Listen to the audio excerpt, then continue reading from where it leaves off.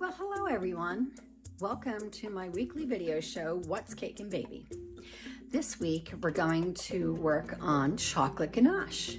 It's a favorite sugar product of everyone. It's so rich and creamy. Today's episode, I'm going to show you how to do the white chocolate ganache. Now, the dark chocolate ganache is the same technique. It's just different ratios. And the white chocolate ganache I tend to use more because it works great for drips on cakes, and you can always color the drips. And you can color them while you're making the chocolate, or you can color them, you can paint color on, such as gold. So it tends to work, I tend to use it more often. Dark chocolate ganache I often use for a crumb coat on a cake, if it's a chocolate cake or a dark cake, such as anything that would complement a dark chocolate. And I'll also use it sometimes for fillings. So before we get started, the white chocolate that I normally use is the tart. I really love this chocolate. It works really great. It's creamy. I usually buy it on Amazon, so I don't believe they sell it in supermarkets. If I cannot find it and I really need to make some white chocolate ganache in a pinch, I'll use Ghirardelli, because I feel that ganache, you really need to use a good quality chocolate to make it a nice rich flavor. So this is my go-to brand. And let's get started. Okay, I have all my ingredients and my supplies. You only need 2 ingredients, and that would be the chocolate and the heavy cream. That's it. That's all you need to make ganache. So we're going to be using white chocolate today. So white chocolate the ratio is 3 parts of the chocolate to 1 part cream. If you're going to use dark chocolate, you want to use 2 parts dark chocolate and 1 part cream. Now, the ratios tend to vary on the internet. You may see other recipes, but these are the recipes that work really well for me. If you want to make your ganache a little bit runnier, so it would work nicely for drips, then you just add a little bit more heavy cream. But this is the ratio I'm going to use. So today, we're going to cut open this bag of white chocolate chips, and we will put them in the bowl. All right. Now, in the meantime, we need to put the heavy cream into a pan, because the heavy cream has to get really warm, almost to boiling, not quite boiling. So we're going to take it over. Excuse me. We're going to take it over to the stove, and we're going to heat the heavy cream up. I'm going to make sure you get all of that in there. All right, we'll be right back. All right, the cream is hot, as you can see, and we are going to pour it into, let me put it over on this side so you can see. We're going to pour it into the bowl of chocolate, and you want to make sure all the chocolate gets wet with the cream. So you want it to be all in contact. All right, now we're going to just wiggle the bowl around. You want to wiggle it around so all the chocolate has been contacted with the cream, and then we're going to let it sit for a minute. So let's let it sit, and then this way it'll help soften the chocolate. Okay, now that the chocolate has been sitting for a minute, we're going to put it in the microwave for a minute.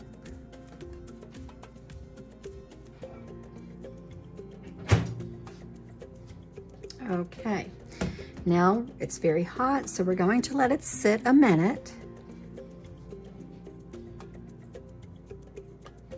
But before it sits for a minute, I think I'm going to wiggle it around a little bit more, and this way it'll help distribute some of that heat.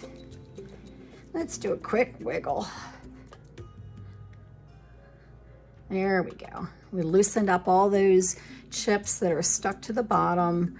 And this way they get a nice coating of the hot cream.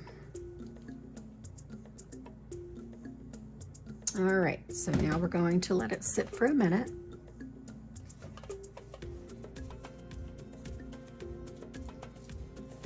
Okay, we let it sit for a minute. Now we're going to give it another little wiggle.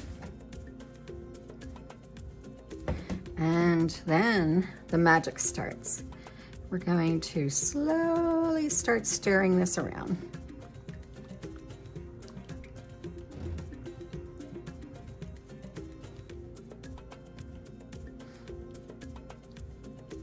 You want to use a whisk because it will distribute the heat and the cream around much better than a spatula.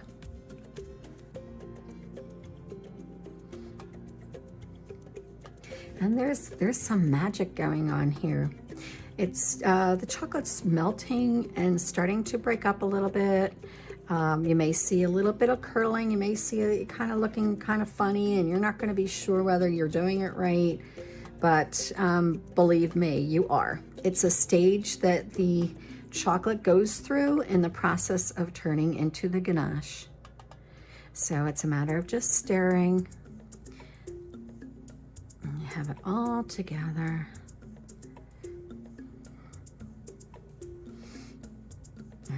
And you have to make sure that all of your chocolate is melted.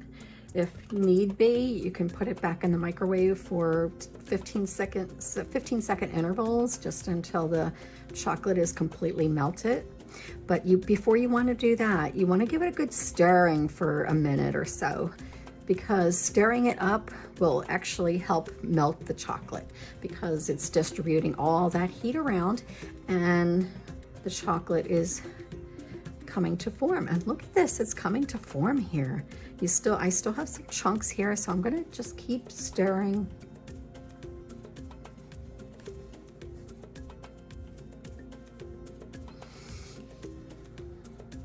Look at this beautiful ganache forming. It's amazing.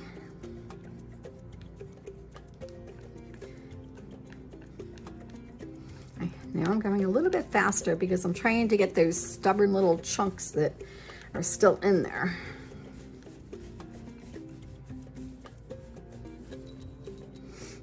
Look at this, isn't this beautiful? You have a couple more chunks, so I'm going to keep stirring.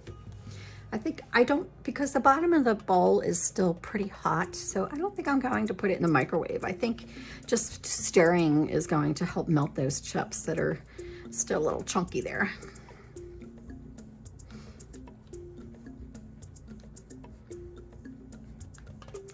Here we go. Look at this. Isn't this beautiful? This is beautiful chocolate ganache. It's white chocolate ganache. It has a delicious flavor. And I use it a lot for drips on cakes. Now this is the point where you can color it, and I would use candy color instead of gel color, because the gel color, I mean, if you notice that chocolate, when you're melting chocolate and you want to add color just without the cream, it could seize up with the gel color because it's a water base. So the candy color is an oil base, so it usually makes a nicer color, a smoother color. You have less chances of it seizing. So so this is the point where you can color it. You can also add some white in here, or even just a minute tad of violet to get it whiter. If you're looking for a bright white, you probably should use a different brand, because this brand of white chocolate is a very creamy yellow color. But you can add some white color to it and get it a little bit whiter. I just usually use whatever color I'm going to use on the drip, and my drips are, often they're pink is very popular, so I use pink drips a lot. Gold is popular, so what I do is I will just do the drip around the cake in this, just the way it is. And once it firms up, then I will paint on my gold luster dust onto it. So there you have it. And this is the white chocolate ganache. I am going to show you what the dark chocolate ganache is also. I just have to quickly put it in the microwave to reheat it because I had it in the refrigerator. So I just want to show you that before the end of the video.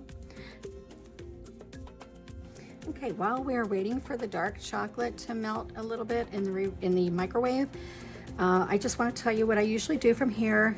If I will put a piece of saran wrap over it and let it sit out in room temperature to get to the consistency I'm looking for.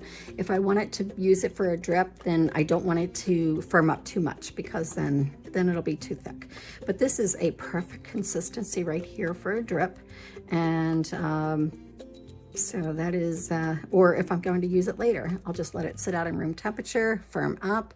And if need be, I will put it in the refrigerator until I'm ready to use it. Or if I'm going to be using it for later, it freezes well also. Just put it into a freezer, an airtight freezer container. It freezes very well. Okay, now you can see here I have microwaved my dark chocolate ganache, and I took it out of the refrigerator and microwaved it, and I just did 30-second intervals. I don't want to microwave it too long at one time because it could burn. So there's chunks here that's still a little chunky, but I don't think I'm going to microwave it anymore. I think stirring will just get out those chunks. It just needs to, just like with the white chocolate, the chocolate needs to be distributed in the heat. And as soon as I get some of this chunkiness done, I can give it a good stir, and then you can see the creaminess of the dark chocolate.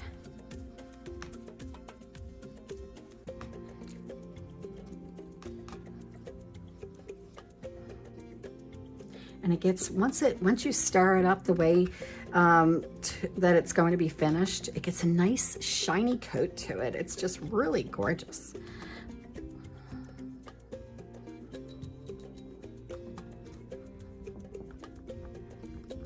And here we go. You can see this shiny coat starting to form.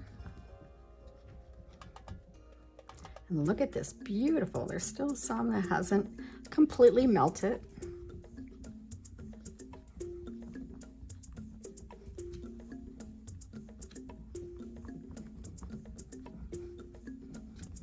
Okay, you have a look at this beautiful fondant, and it smells so delicious.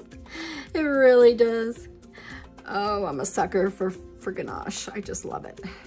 Okay, now you might say, this looks awfully thin to use as a crumb coat on a cake. So what you do at this point, you just let it sit.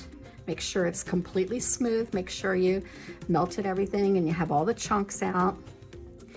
And you stir it to the point where it gets that shining look about it.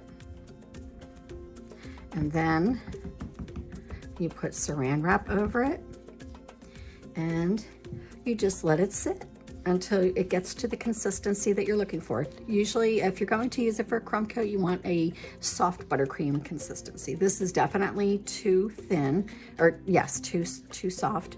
So you just keep an eye on it, let it sit until you get it to the point where you can just glide a knife through and it would go on a cake very, very smoothly. You don't want to let it sit too long because then it will get too firm and then it'll start ripping your cake apart as you're putting it on. And if it gets to that point, then just microwave it again for a few more seconds and get it soft again. This is just the most versatile product. I love working with ganache. It is really, it's a great product to use on a cake. It's delicious. And there you have it. Okay, everyone, there you have it. How to make ganache, chocolate or vanilla. I'm going to put the recipe in the comments section below, and you'll be able to print it up and use it in your kitchen. And whenever you are making ganache yourself, it is a delicious recipe. It really is. It goes great on cakes. It works great for drips on cakes. So I hope you enjoy it, and I hope you enjoyed this video. I'll see you next week.